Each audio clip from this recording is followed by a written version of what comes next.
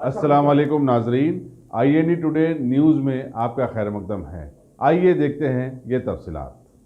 यौम आशूरा के मौके पर दोनों शहरों में कई मसाजिद और मकामात पर जलसे हाय याद हुसैन और नज़र नियाज का एहतमाम किया गया।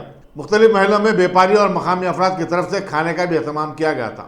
नबीपुरे के अलावे बीबी से हस्ब रिवायत खदीम तारीखी बीबी के अलम की सवारी ठीक 1 बजे बरामद हुई, जो बराए एतबार चौक, कोटलिया लिजा, सरदार महल, चार मीनार, पंजे शाह, मीरालम मंडी, पुरानी हवेली और अजाखाना जोर से होते हुई मस्जिद अलमास के पास रद मूसा ख़त्म पुजीर हुई।